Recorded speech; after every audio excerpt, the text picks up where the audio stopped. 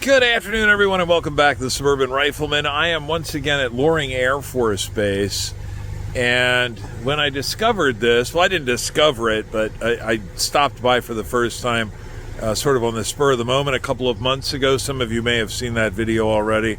I started filming at a gate, which is back there. Now, I was on the far side of the runways. The B-52 runways go out this way, and I looked through this gate and I could see a road going through the pine forest off in a straight line, and I was speculating what could be out there, because I don't know where this road goes. Usually when you see a big line of planted pine trees like that, that's to conceal stuff that was way back in there. Got triple rows of barbed wire on top of the inside fence, because it looked like, it was supposed to be concealed or sealed off. But as a matter of fact, this is the road that I was looking at from the gate over there. And this is all public land now. This is the Aroostook National Wildlife refuge. Belongs to U.S. Fish and Wildlife, or the U.S. Park Service. And this road goes quite a ways in here, and it was part of Loring Air Force Base back from the 1950s through the early 1990s. And there's something very interesting up here. When I posted my last video, I had a couple of people ask me, did you go and check out the bunkers? And I had no idea that there were bunkers. Well, I assumed there were probably bunkers somewhere on this Air Force Base, but I didn't think you could just go look at them. But they're down this road, and they were, in fact, probably secret at one point in time, but you can go and check those out yourself. Again, this is the Aroostook National Wildlife Refuge, open to the public from, I think, a half an hour before sunrise to a half an hour after sunset. And that's what we're going to do right now. We're going to go take a look at these bunkers. So as you can see, there are multiple rows of bunkers here. There's 3 parallel roads. There's another line of bunkers over here. Some of them are open. Some of them still have the blast doors intact. My understanding is that these were for munitions storage. I imagine some of the ones that are sealed off maybe had munitions that have rendered the bunkers not that safe anymore, or I'm not sure why they're sealed off. But let's take a closer look at a couple of these bunkers. So here's one of the bunkers that's had the blast doors removed. You can see that bunker, which still has the blast doors intact. We'll go take a look at that in a minute. You can see each of these has a ventilation system on the top of the berm, and they seem to consist of 2 rooms. It looks like they would have had an inner and an outer blast door. So as you can see, the blast doors have been removed off of this one, and the hinges are even removed. Quite a thick concrete structure.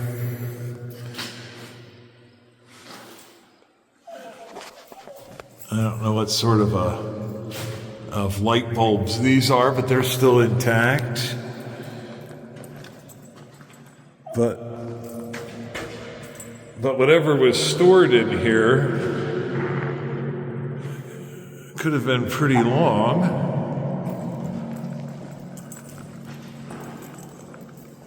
Overall, this bunker looks like it's, 70 or 80 feet deep.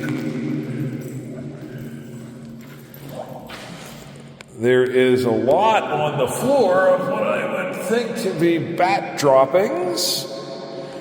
Although I don't see any bats roosted in here now. It's starting to get on towards autumn.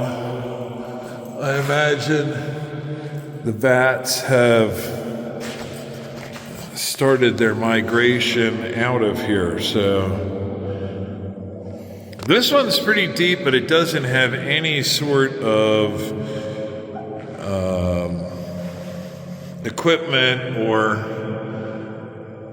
other than a vent up there. Doesn't appear that this ever had any type of equipment or anything installed in it. The echo in here is amazing. I can even hear my little pup squeaking in the truck.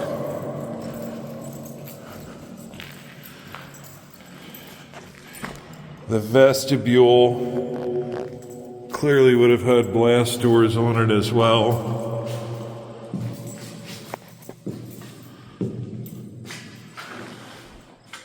Let's take a walk down to another bunker that's over here. So this bunker still has its blast doors intact, and you can see the rather massive size of them. Warning, this facility is protected by an intrusion detection alarm system.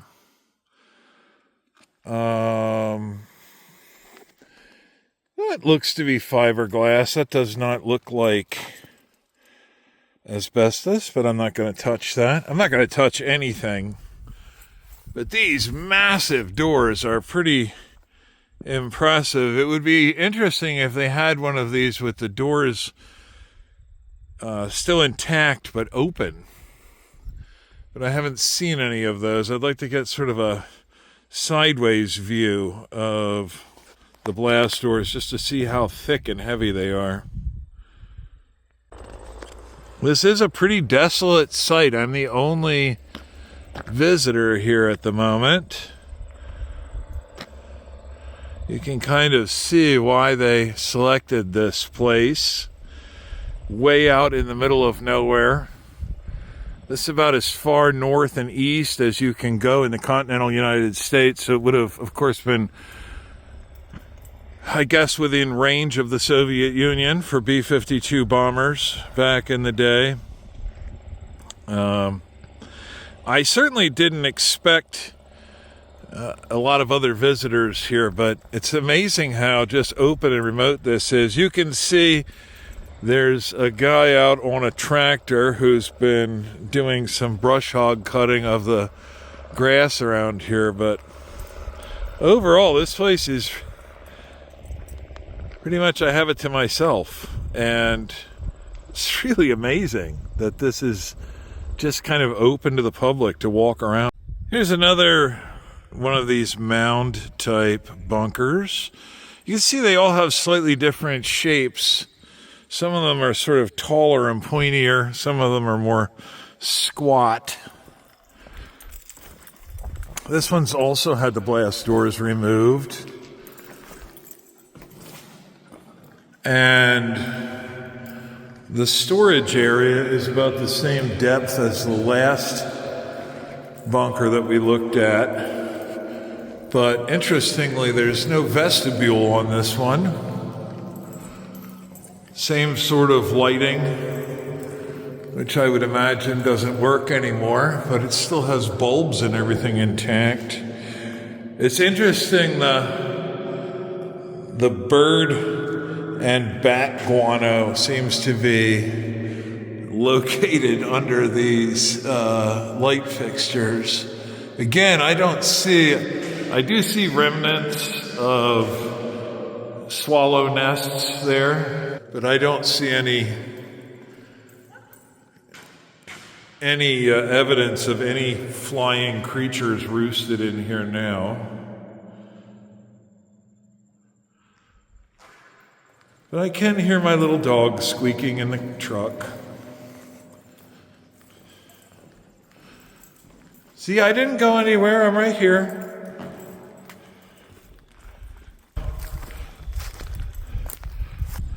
Now, interspersed among these mound-type bunkers, there are a couple of these rectangular reinforced concrete structures. It's kind of weird. I don't see any evidence of actual windows. The window-like structures on the facade of this building look like they were false windows. There is a steel reinforced door there. And I imagine this must have been some sort of a defensive headquarters. And I haven't seen any signs that says I can't come up here, so I'm going to come up here. There are concrete steps going up. And clearly an armored steel door, which is welded shut, unsurprisingly. Now, the interesting thing is there are these two, I would guess, defensive position structures, these little guard towers. Well, I hesitate to call them towers. They're only about maybe 12 feet high, but they must have been accessible through underground tunnels from this building.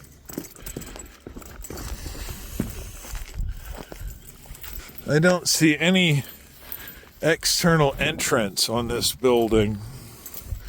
Beside the single front door, there are more fake windows on the back facade of the building.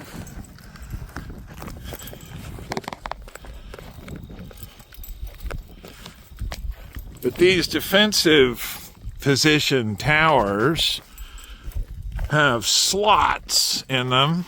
Most of this little blockhouse is made out of reinforced concrete, but you can see the firing slots up at the top there are made out of some sort of armor plate steel. So those would have been defensive positions to shoot out of. Pretty heavily armored. It looks like two plates of 1.5 inches, so maybe 3 inches overall, of who knows what, AR-500 maybe. But that would have been a pretty safe position to shoot from. But again, they had to have been accessible through underground tunnels, which I suppose would have come out of this, I guess that's a security headquarters building. Must have been pretty dark in there with no windows. Whoever was the low bid contractor who cast this particular defensive structure must not have gotten their concrete mix right, because you can see a lot of the rebar that's in there, but that's clearly a very heavily reinforced concrete structure. I imagine it would have been able to withstand some pretty heavy hits, and again, it has those same sort of firing ports in the top. So there's a couple of these bunkers that have much more sophisticated looking air handling systems in them. And unlike the other two bunkers we just looked at, which had large doors that you could have driven a truck through, these have relatively small blast doors. And the inner door is still intact on this one. These had sort of conventional 4-foot fluorescent tubes. There's some sort of a port up there in the wall. Some fairly sizable animal droppings here, so I'm going to watch my step, but those are some heavy-duty hinges. And it looks like this may have had a combination lock, like a safe.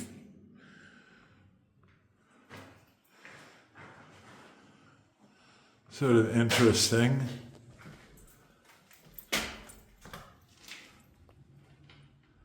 I'm sure none of this is live anymore, or they wouldn't have it hanging open where anybody could get to them. But I'm not getting too close to any of those panels. So here's another rectangular structure. Again, fake windows all the way around. Clearly cast over with reinforced concrete. And this one had a man door sized entrance. Building 272. And we've got a prison style door over this. As you can see, there's a blast door down there which is standing open. Presumably, there's a set of steps going off one way or the other to go upstairs.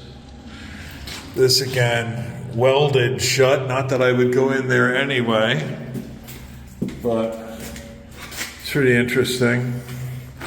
Standard 110 outlet down there, I guess, so the guard could listen to his radio or something. Regular old light switch.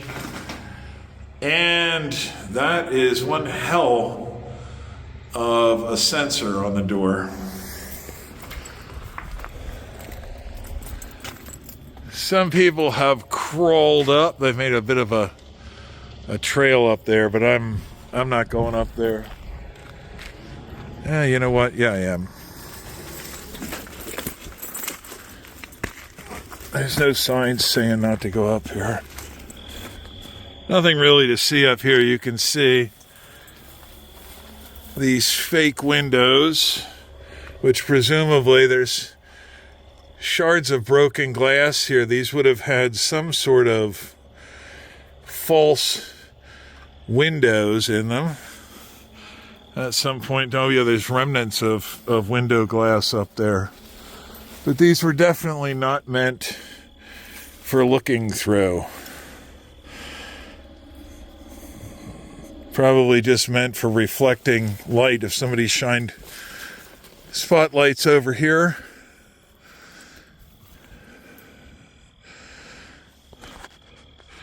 All the windows all the way around the building are busted out with just remnants of glass in the top. And this is the tunnel that went into where that barred door was. Looks like a pretty secure entrance to me. So, from the looks of the amount of droppings on the floor, I would guess that these are all bat bunkers. But this one is specifically labeled Bat Bunker Number 1, U.S. Fish and Wildlife Service. So my guess is that they're using this bunker for studying bats. And my guess is that's where the bats come and go. There's sort of a piece of foam over there, but there's some holes chewed in it. Probably some other little nooks and crannies that the bats can squeeze through. But apparently this is one giant bat house. And you're not allowed to touch it.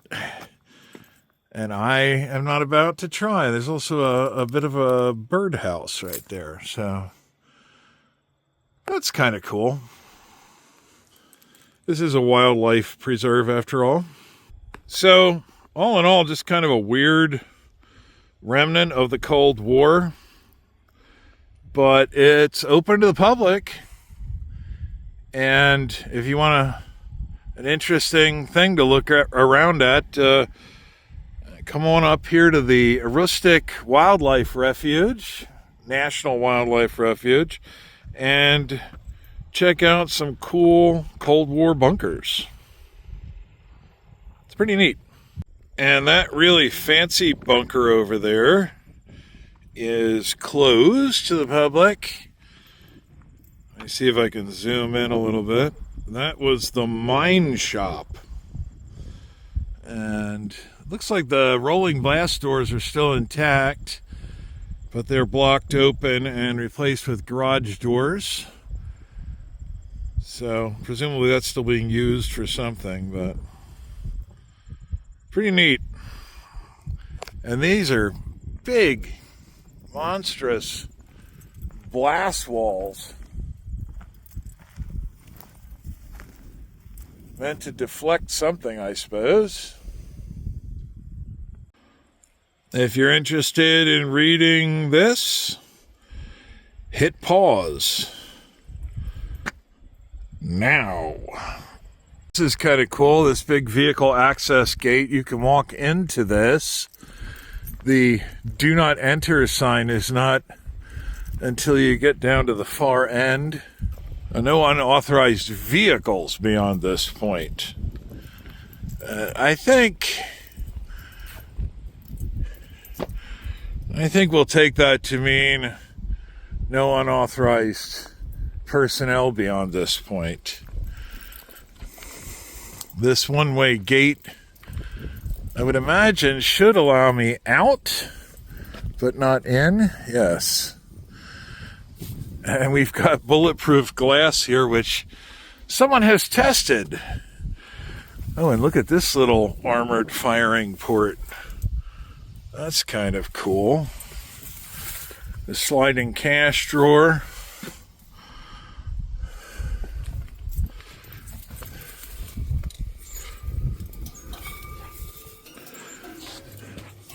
And somebody's definitely tested this bulletproof glass. Classy. And another firing port. And another door, which is not welded shut, it's bolted shut. But I'm not messing with that. Anyway, pretty cool. Later, guys. I'll get you some water and you can go pee.